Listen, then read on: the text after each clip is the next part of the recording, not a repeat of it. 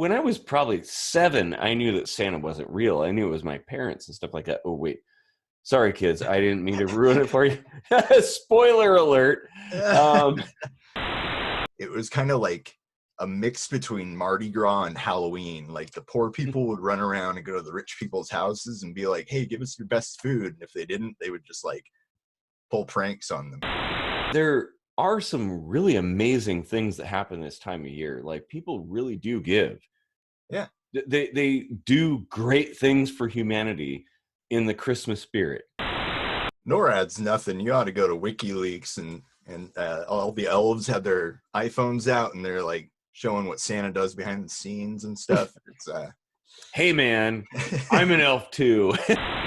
Even if their life sucks at this point, this one time of the year, something cool is happening and they can get behind it and they can get excited.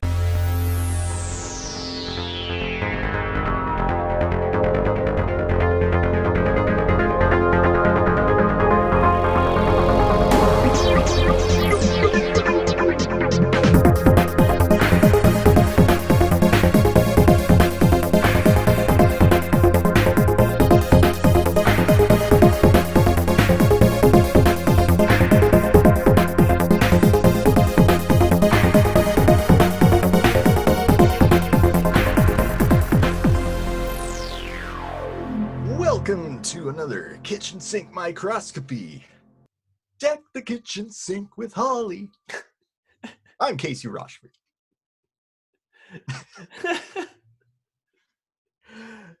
Oh my God. Yeah. We would love it if you would like and share this video and subscribe to the channel. It really helps us out. And and I'm Eric Rosenblatt, by the way. And don't forget, we write our own music, so stick around to the end of the episode. It might be maybe a semi-holiday themed song, possibly. Yeah, and you can get that by going to patreon.com/KSM-vidcast. Wow, I've noticed you're pretty festive today, Casey. Yeah, well, it's at the time of this airing, it's just a few days from Christmas. And I thought, what the hell? It's getting the spirit a little bit. And, get in the spirit. There's a Santa pissing light. Lasers. Yeah, you have a Charlie Brown Christmas tree. That's good. Yeah, and I have nothing. I have a flannel. So hang on, let me fix that. Oh, that's a lot better. Okay. So where were we? Wait a minute. I feel a little underdressed now. Maybe, what did you do? Did you do this? Aha! How about that? Nice. All right, that's good. Oh, wait. This is kind of a regular non-festive beer, so let me fix that. All right. Ooh, that's a lot better. Winter ale. Okay, perfect. Now we're ready. So I'm guessing we're gonna talk about Christmas or the winter holidays, things like that. Yeah. With all this Christmas magic we got going around, it'd be kind of interesting to dive back into the history and see how it evolved. Maybe talk a little bit about where it came from, what it's turned into, and just that's a really good one. Elves really have it hard. Jeez, God, my ears. Yeah, that's a pretty good topic, and I think it's something that not many people really know much about and stuff. So yeah, I think that would let's dive into that one. That would be good. Yeah. I guess really where you have to start with it is the pagan origins. Like, all across Europe, it was basically just a winter solstice celebration.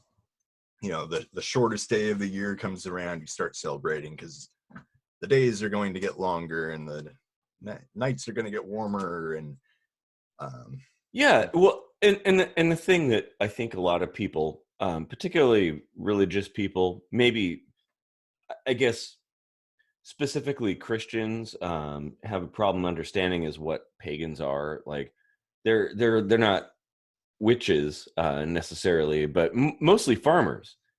So this whole like winter celebration, um, you know, having a feast in winter in the shortest day of the year was a big deal, like because they're farmers and they paid attention to the uh, seasons and the way the sun worked and things like that. I mean, they had to because it was critical to their farming operations.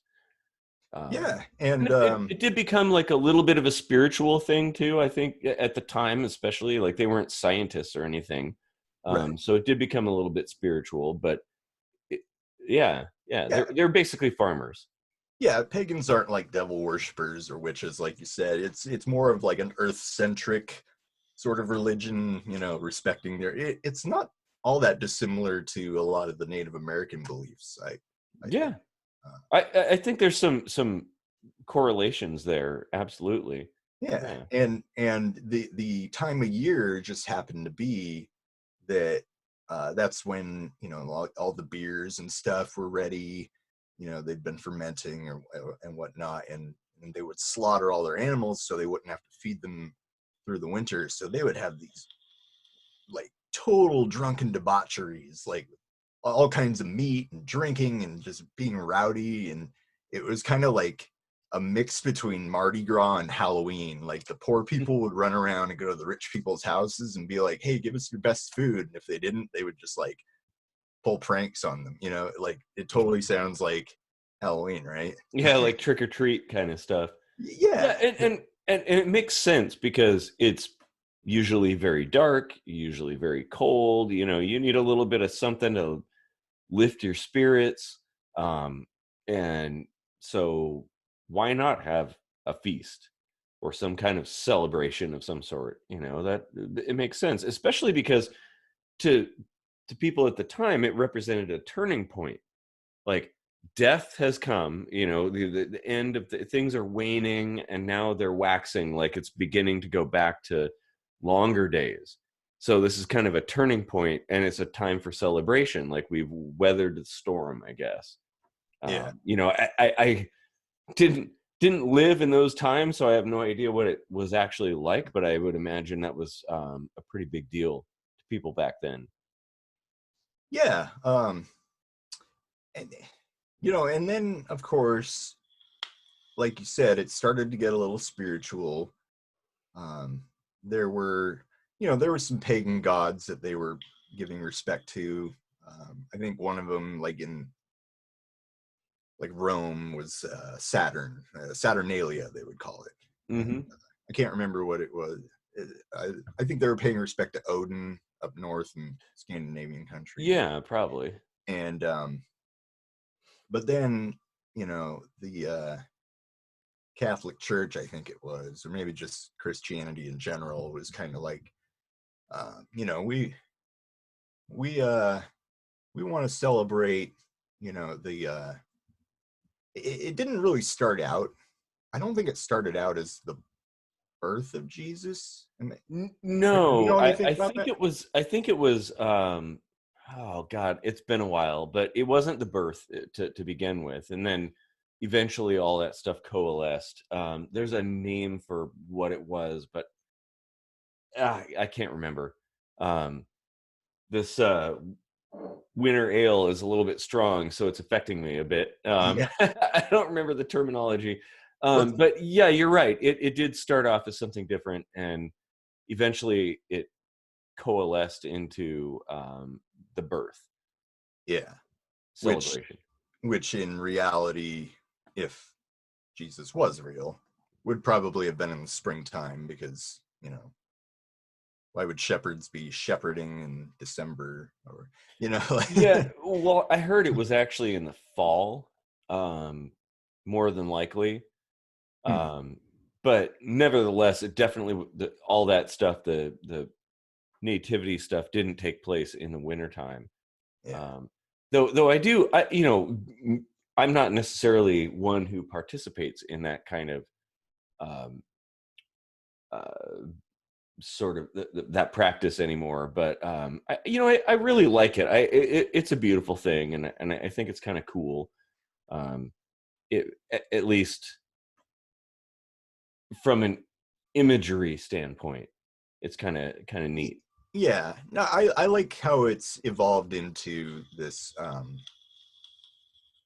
sort of altruistic holiday where Yeah, you get a lot of pleasure from giving people things and like seeing how it makes them feel and stuff, well, like and people talk a lot about, we'll probably, I'm sure we're gonna touch on the commercialization of Christmas and this holiday season. um but there are some really amazing things that happen this time of year. Like, people really do give. yeah, They do great things for humanity in the Christmas spirit, and I don't look at Christmas from a religious standpoint. I look at it from a humanitarian standpoint. Like, it's a celebration of family and togetherness and friends and doing good for your fellow humans. And some people do great. I mean, oh, yeah, this is the time when people do those kinds of things, and I think it's good. I think you see so many holidays packed into the end of the year because it is dark all the time. It is cold. It makes sense to have some celebrations to keep the spirits up and stuff. So it's nice that we hang on to the good stuff that kind of came out of it as it evolved. You Yeah, know, and you're right. I think it has evolved. It's sort of been kind of a culmination of a bunch of different cultures, kind of, especially in the U.S. I don't know a lot about other countries and how they celebrate this kind of time of year, but I do know that many cultures have some kind of festival or something like that that happens this time of year. It is not unique to the United States or Europe or anything like that. It's kind of global. um, but it's really cool how all of those things have kind of blended together into this weird hybrid kind of uh, celebration. And everybody's welcome. I mean, as long as you're not a hater. yeah, um, and I think this time of year, people really tend to kind of put aside their differences, which is awesome. I wish we did it all year long, but if we could do it for a short period of time, well, we're making progress. yeah, And talking about all those different things, I mean, there's so many different cultural festivals that happen this time of year. You have winter solstice, that's the obvious one, because that's actually astrophysics based. yeah, And you have Christmas, of course. You have Hanukkah. Um, you have Yule, uh, and Kwanzaa, which is relatively new, and I've looked into that, and that's actually kind of a neat one, like really interesting. hmm. Um, and there's probably more I'm missing. I don't know if you know of more. um I think there's something around this time of year for Islam as well. I could be wrong about that. um yeah, I think pretty much every religion has got something packed into this time of year. Like I said, I think it has to do with celebrating during a dark and cold time. Yeah, it's kind of like seeing the good in things, or the light at the end of the tunnel, or something like that. That the darkest is behind us, and now we're moving on to better times. I think it's a good time to celebrate, Yeah, whatever you believe. even if you're an atheist, honestly, like this is a cool time. Yeah. And of course, like, Santa Claus too. There's that aspect. I was just gonna bring that up. I was gonna say, like, what is your opinion of Santa Claus? I think it's cool. Like I do have a problem with over commercialization of this time of year.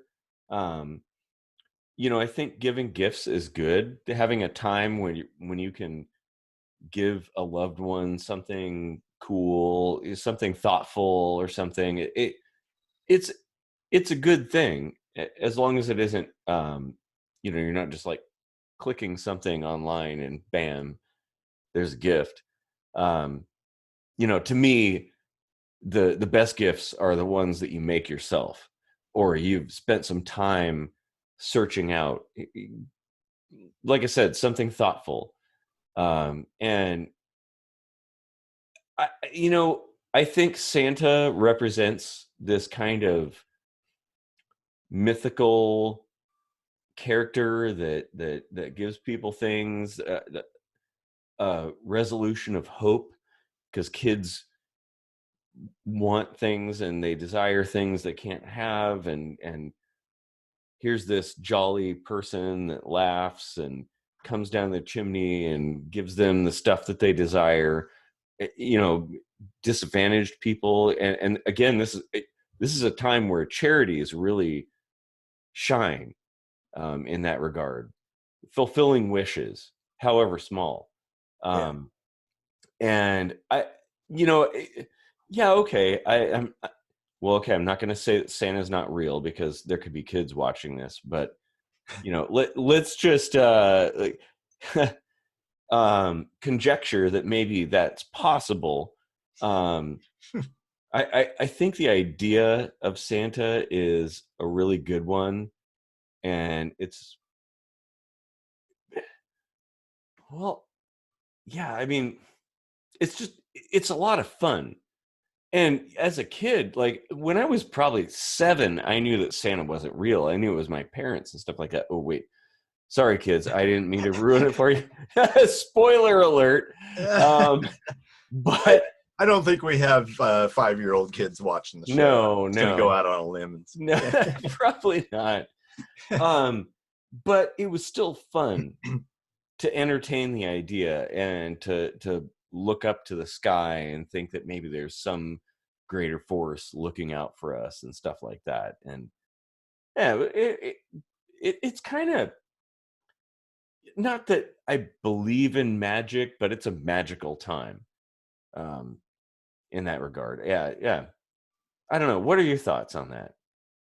Well, I don't want to be the Scrooge McDuck kind of atheist guy, but I feel like it's a little I don't know, wrong to lie to your kids about this magic guy that flies through the air and somehow hits everything in the world in one night and brings gifts and Well, wait. I've watched the NORAD videos. I know how he does it. You don't burst my bubble, please. Yeah. Wormholes. Yeah. Fourth dimensional travel. Yeah, exactly. I mean, I figured it out pretty young too, so I actually don't even have memories of like believing in Santa. I remember where I was when I figured it out. We were in the parking lot of an eye doctor. Like it just came to me, and I was like, huh? Santa isn't real. It's just you guys, right? And I was like, yeah. Guess you figured it out, and that's the thing. Maybe it's okay to have a little bit of a fantasy tale for kids, and when they start getting a little bit of common sense and start questioning things, that's the point where if somebody questions it and you say otherwise, then you're lying. But to say something fantastical to give kids like some kind of fun, enjoyable experience, I don't think there's anything wrong with that. Because Yeah. we'll figure it out pretty quick. I mean, we were both pretty young when that happened, and my parents, they tried to kind of carry it on, and it's funny because my parents were both fairly religious, but they were perpetuating this whole Santa thing, like more of a fun kind of thing. And I don't see any harm in that. Like, I don't think it's necessarily bad. It just adds to the magic of the time. And there's nothing wrong with that. As long as it doesn't go on into your 30s or 40s or something like that, then I had this cousin just 3 or 4 years younger than me, and right around the time I figured it out, like I was like, oh, I figured this out. I need to tell people, I was like, I'm onto something. I need to tell people. So I'm trying to tell my cousin, and she's like, yay, Santa. I was like, Santa's not real. It's your parents. Man, they would get so mad at me, and they would be like, shut up, and like every year that would be a thing, and it went on for years and years, and she was getting pretty old and still going on and on about Santa. And then one day we were just sitting out on the dock at our lake place, our family's lake place, and she was like, I've known Santa's not real for a long time. I just keep it up because I think my parents get me more gifts that way. So yeah, and I guess maybe no, well, that's a good point. And it goes back to that whole like celebrating the times and enjoying a little bit of fantasy sometimes.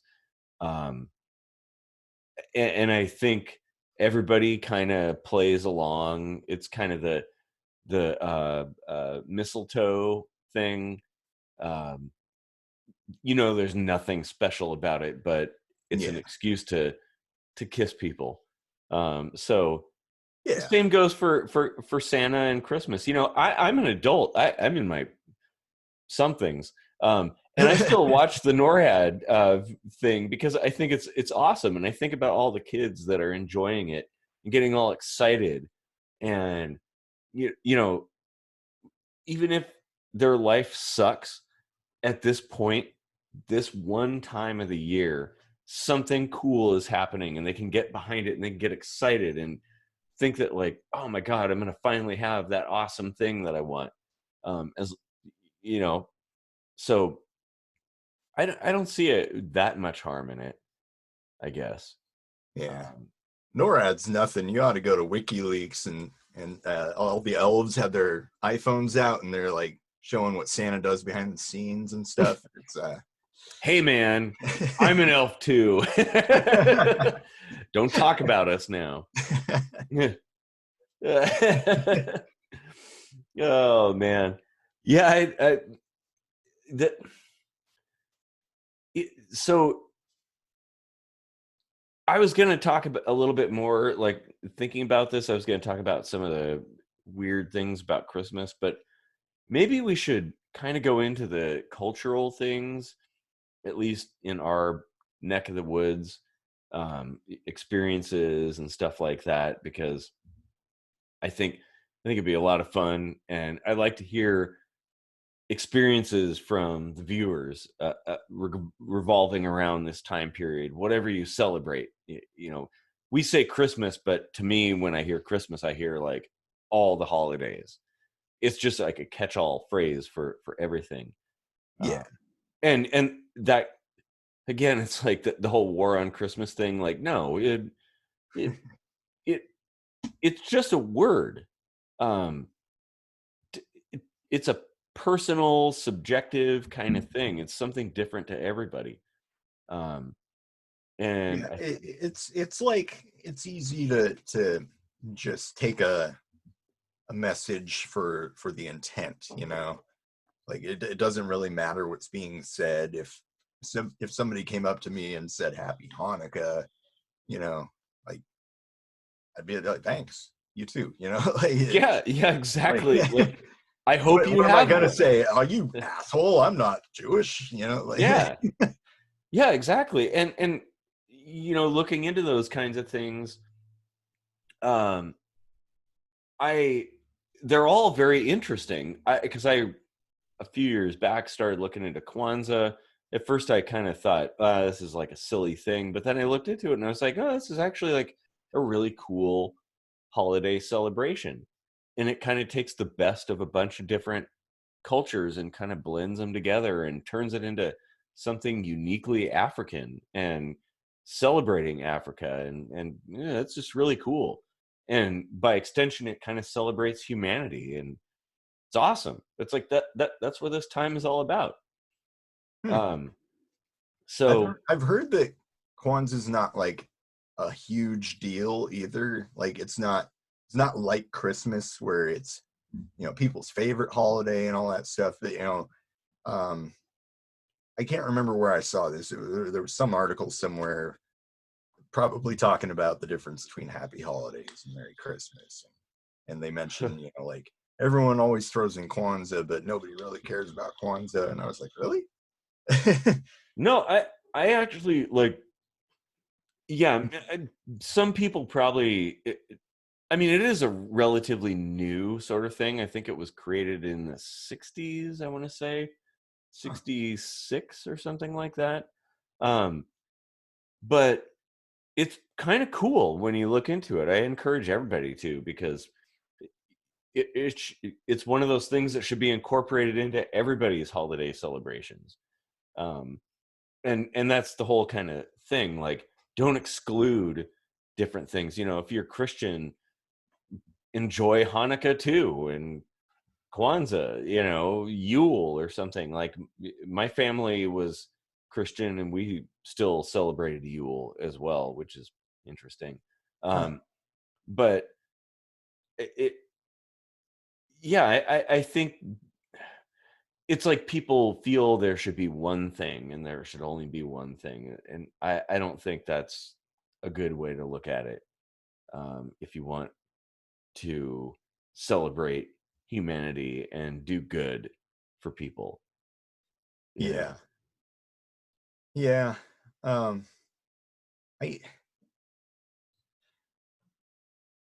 what kind of traditions did you have, if any? Like, did you do like the same thing every Christmas, like, or Uh, well, there wasn't. I mean, obviously the normal Christmas tree and all that stuff, and the going and getting it, and that was an adventure. Let me tell you that. Um, but one of the things, the thing that was kind of something different in my family that went on for a while, that I haven't seen anywhere else, is the Christmas tie. So the Christmas tie was this super duper ugly tie. It's really ridiculous tie that was Christmas themed. And you would, so there were, somebody had a list of who would get it in what order. And so if you had the Christmas tie, you gave it as a gift, but you couldn't just like put it in a box and give it to somebody. It had to be incorporated into something. It had to be kind of like a creative thing. The best one was, my uncle gave it to my brother or my dad. God, it's been so long, I can't remember. But so he had this present, and the recipient unwrapped it, and it was this weird sawed in half uh lantern, like one of those kerosene lanterns, huh? and mounted in a picture frame. And they were like, huh, well, that's like a really interesting gift. And upon inspection, realized there's a little tiny piece of fabric sticking out where the wick would be, if I recall. I could be embellishing this, but that's okay, you know. But then the recipient started pulling on it, and the Christmas tie came out. And so now you're it. you have the Christmas tie, and you have to figure out next year the most creative way to give the Christmas tie to the next person. That's awesome. Yeah, it was a lot of fun. It was really cool. Yeah. How about you? Did you have anything? I mean, I've got a wholesome one, and then I've got like a pretty nasty one. What do you want to hear first? Why don't we start at level 3 and let's turn it up to 11 afterwards. Well, you know, as a kid, when I would still participate in church and stuff, my dad sang at our local Catholic church. He was the cantor, they called it. Catholics are big on having special words for things. He was just the lead singer, basically. Yeah. So, so he'd get vocal solos and stuff, and my favorite of all was to hear him sing "Oh Holy Night," because there was just like that fall on your knees line. Oh man, that gets me every time. Yeah, goosebumps, you know. And my dad's a tenor, and like, well, he's like really a baritone, but he can sing in a tenor register and stuff. Like, he's a really good singer, and it was really inspiring, and it inspired me to become a half-assed crappy singer myself. Yeah. I actually, you're pretty good, in fact. Aureolus was one of my favorite songs, by the way. Yeah, I forgot about that. Yeah. Well, anyway, if you want me to turn it up to 11 now, the Christmas tie reminded me of something that my friends and I used to do. It was we were like the Three Musketeers, me and my friend, you know, Joe and Will. We hung out every day, and every Christmas we would get each other stuff. Well, it kind of morphed into, like, you know, somebody put too much tape on something one year or something. It was really hard to open the box, and we were complaining about it. Every year after that, there would be like I think Joe, because his dad was into carpentry and so I think Joe like built one into a wooden box one time or something, and then and basically it just became a competition of whose present was hardest to get into. And and I remember one time I took a bunch of metal coat hangers and untwisted them all and tied them around the present like ribbon, and then put tape over that to, you know, hold it together and kind of hide the fact that there's metal there. and I give it to Will, and he's like, "Tape? Really? That's it?" And he just tears into it. And I was like, whoa, slow down. He just tears into it, totally cuts himself open on the so I'm like drawing blood from my friends as they open my gifts on Christmas. You know, that's pretty bloody Christmas. Yeah, exactly. Oh wow.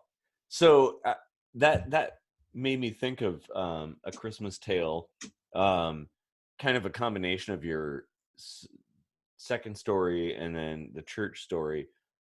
So I went to a church as a kid, Presbyterian church. It's really, really neat building in Tacoma. And we had a Christmas play, if you can call it that. I mean, we're little kids and stuff like that. And so they were actually like really good about keeping things as realistic as possible. Like, I mean, they even like put makeup on us to make us look more like people in the region, because we were all like pale skinned little kids, and they were like, no, if you're wise men and stuff, you would have darker skin. You know, we want to make it legit. They had live animals. I mean, there were sheep like running down the aisles and stuff. Wow. This is a stellar production, as I recall.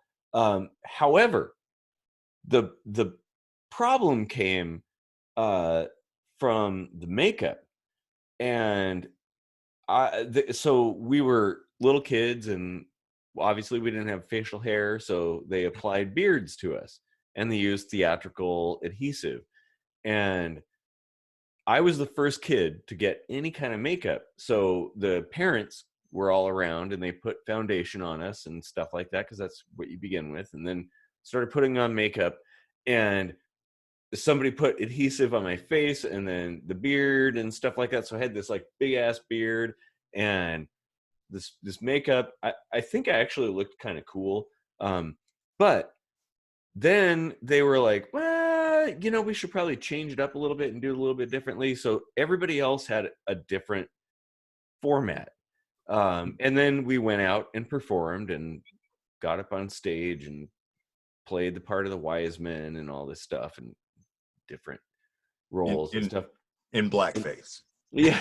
We were like pale faced little kids. We didn't and they were trying to be as real as possible. But then so the whole show ended, and we went back into the room and stuff, and everybody, all of us kids came back in, and we started taking our costumes off because it was super hot, like all this wool and stuff like that. Everybody threw everything off. People just ripped their beards off their face, and I went to rip mine off, and it was like, I was like, huh. And so I started like pulling on it, and I was like, my beard's not coming off. And a bunch of parents came around, and they were kind of inspecting everything, and they were like, uh-oh, we put foundation on before the adhesive. So the adhesive is sticking to the foundation. And so, yeah, they were using like rubbing alcohol and all kinds of different things on my face, trying to get this adhesive off. Couldn't do it. So they had to like cut it with scissors, and I had like stubble on my face as like a 7-year-old with a bunch of glue and stuff like that. Oh, it was so bad. And I mean, it took like 3 days for it to finally start to peel off, and I was just pulling on it and just tearing my skin off. Oh, it was so bad. But Jeez. yeah, so that was a very memorable Christmas season for me. Wow. You know, I spent the Christmas season with stubble on my face as a little kid. Yeah. Oh man. Yeah. It was so bad. Oh man. So okay, now that we've covered stories, Well, there is one other story. I said I turned it up to 11 before, but I didn't really. Let's go to 12. When I was kind of a punk teenager, and you know, I was kind of like this, you know, forget Christmas, whatever, you know. I myself and a couple friends, of course, we would kind of go around town looking at Christmas lights, and we had these aluminum shears, or you know, like wire cutter things, you know. You're thinking of sheet metal shears. Yeah, that's yeah, it. Yeah. Tin snips or whatever. Yeah. I might. Okay, go ahead. Yeah.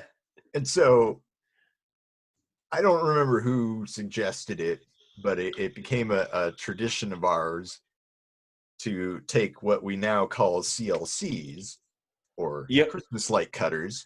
And Christmas light cutters, yes, I'm familiar with those. Yes. And we would go around and snip Christmas lights to hear the pops and watch the sparks, and it was like a little 4th of July at Christmas, and and everybody's yards would go dark, and we were such punks.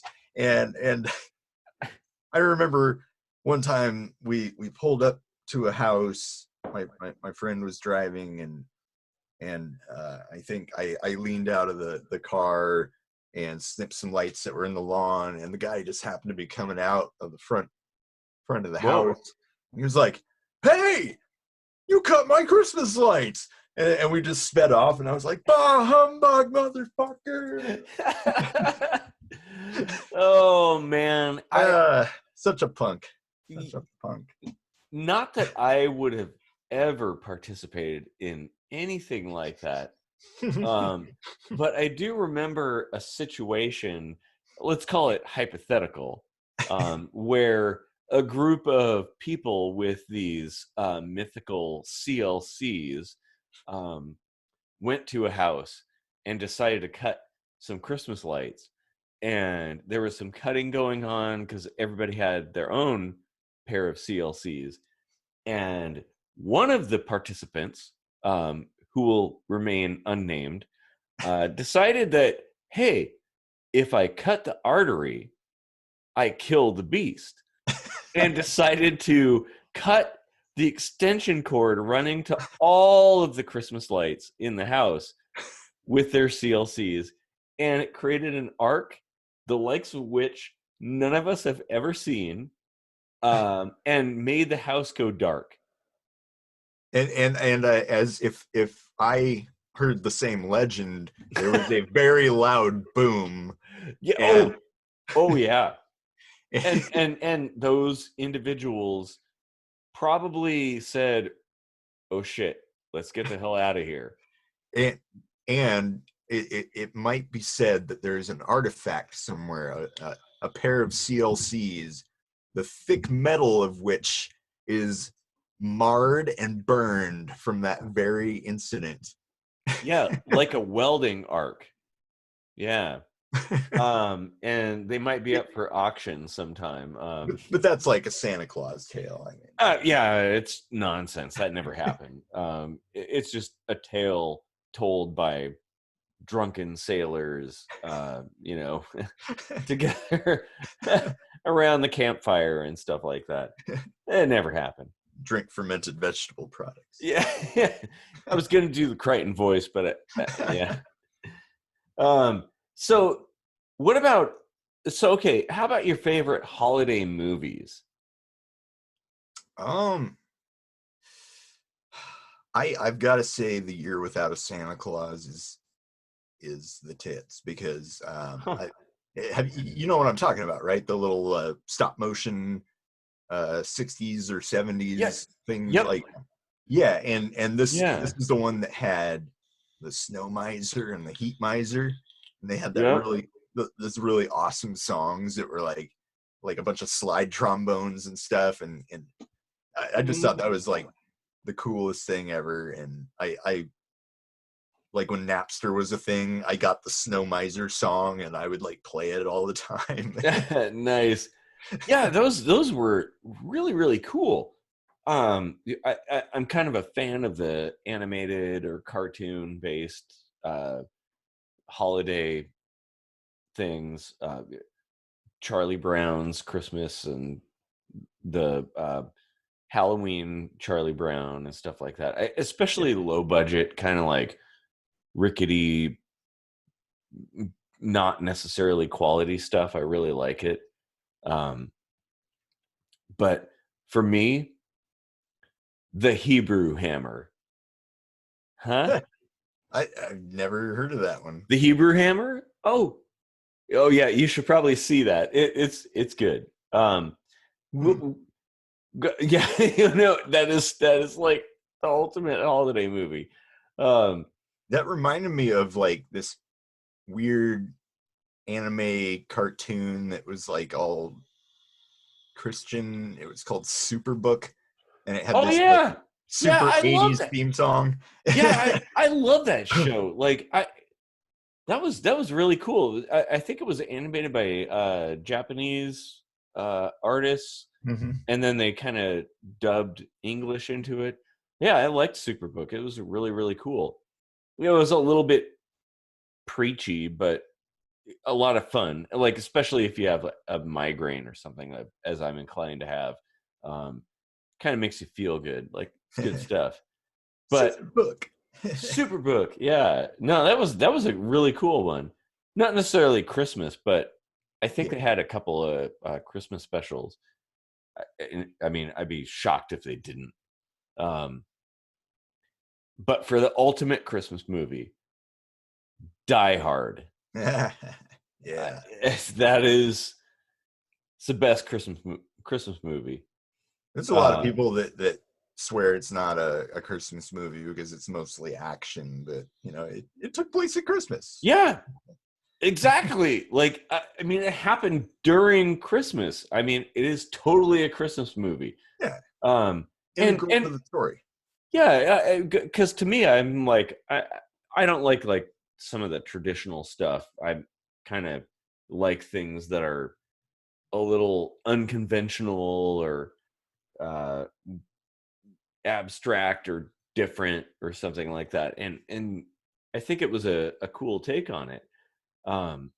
Though I will say, probably my favorite Christmas movie from a feels standpoint is It's a Wonderful Life.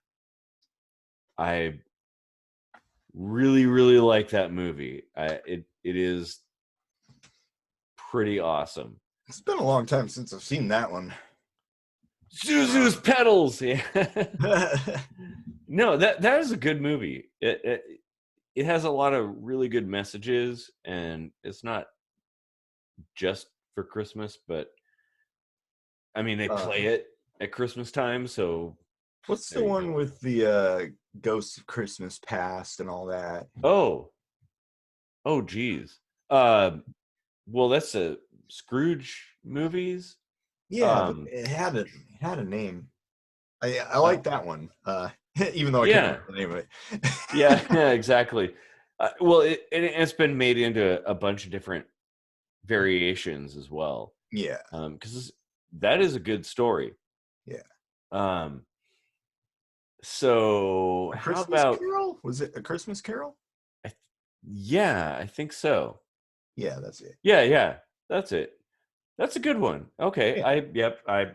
I agree that is a contender against It's a Wonderful Life.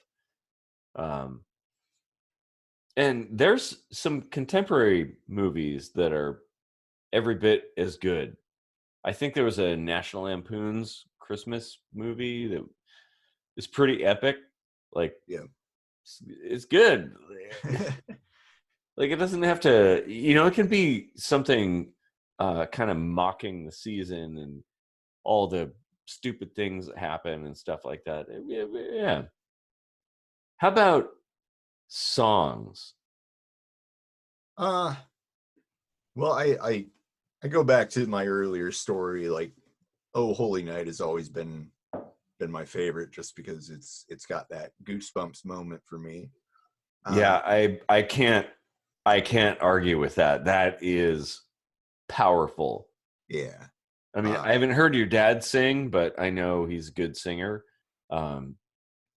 Yeah. Might move me to tears hearing that moment. So, Yeah. The one I can't stand is Little Drummer Boy, because in my kindergarten age, when I was going to Montessori, they like wanted me to sing that with the rest of the class, and I was like, I don't want to sing right now. And they like pulled me aside and called my parents in and were like, Casey's not singing. And I was like, okay, that's it, I hate Little Drummer Boy now. And like, I would hear it all the time, like working at restaurants. It would play like 3 or 4 times a night. I was like, oh yeah.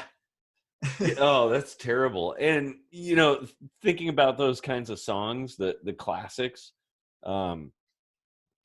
there's only so many jazzed up versions of a classic song that you can hear before you completely flip out and don't like them anymore. And there's no shortage of those. But I'll tell you what, though, there's some pretty cool heavy metal versions of Christmas songs. Oh yeah. If you look up Silver Bells by Jeff Tate from Queensryche, man, that's pretty good. Nice. That's a good one. There's two to me that are kind of like really personal for the season, and not very mainstream. There's the song Christmas by Death Cab for Cutie, which is a very sad song, very not happy. But I love it. Like, it's so beautiful and haunting, and it's kind of, to me, like, I like the kind of dichotomy between stuff that should be happy but is actually kind of depressing, and how they're kind of intertwined. And that song perfectly illustrates it. It gets me every time. Like, I every time I hear it, I have to stop and collect myself. And then there's another song that I used to really hate. I hated this song, and now I love it as an adult. It's Christmas Wrapping by the Waitresses. Huh. Yeah, you'd have to look it up, but it's pretty good. Like, it's a good song. Not for kids. I mean, Yeah. not that it's not safe for work or anything like that, but it's like definitely not something that like kids would get excited about. Yeah. I wrote a couple of Christmas songs. Little trivia here. One of those Christmas songs, I slowed the tempo down, took out the stuff that sounded a little too Christmassy, and a former guest of ours, Godly Mind State, who now goes by Ocean the Ghost, he rapped over it. So it was called Another Christmas Alone, but now it's been turned into a rap song. So. That's awesome. Yeah. Yeah, that's good. Oh, yeah. There was one other song. What was it? I think maybe we should play it on the way out. Yeah. I remember there was a Christmas song that we did. It might involve CLCs. Maybe. Yeah. We'll throw it in at the end, for sure. Yeah. So, deviating a bit, do you remember Wishbooks? I do not. Those catalogs, Sears, I think, started it. Maybe it was like a trademark of Sears. Toys R Us had them. Like, it was basically a catalog that went out before Christmas to give to your kids, and you'd circle things and fold pages down and stuff, like, oh, I want this thing and I want that. And it had everything cool. Do you remember those? I vaguely, now that you mentioned catalog, I vaguely remember something like that. Huh. Yeah. So there's a huge collection of Wishbook scans and stuff like that through the years. So cool. And I mean, I know the commercialization is kind of a problem, but it is cool as a kid to kind of look through stuff and be like, whoa, I want that Transformer. That's my favorite. I've got to have that, or Voltron, it's, yeah, so awesome. And yeah, I just love the excitement of that time period. I get excited about different things now, but I do remember those times. And to look through those catalogs really kind of gets me excited again about that time period. How are we doing on time? We're coming up on an hour. Oh geez, it's probably almost time for. I hear something on the roof. What? Yeah. Huh? Hey, look at this. Look at this here. I got you a gift. Whoa. Hey, cool. Thanks. Nice. Well, hey, it just so happens I got you something too. Oh, sweet. Okay, here you go. It's coming through. Man, this is pretty heavy. Jeez. Boy. Hey. Well, that's a king size package there. I don't know how it fits through the webcam, but the magic of cinema. Yeah, so why don't we, like, I guess you gave me something first, so I will open yours first, and then you can open mine, and we'll do that. So, all right, cool. I like that bag. That's cool. All right, what do we got here?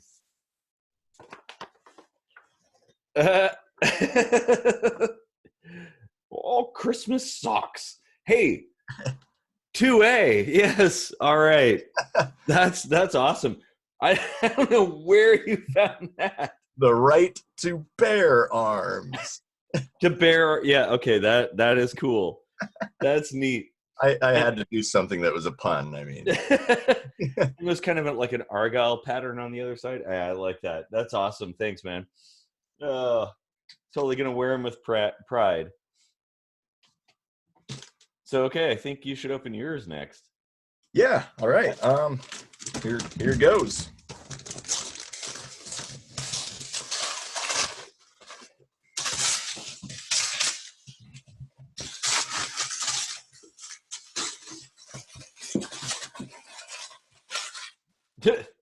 You might need a knife. Yeah. Well, just so happens I always carry one.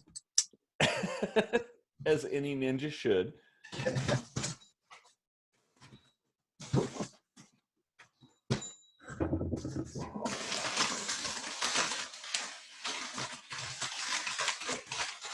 Oh, wow.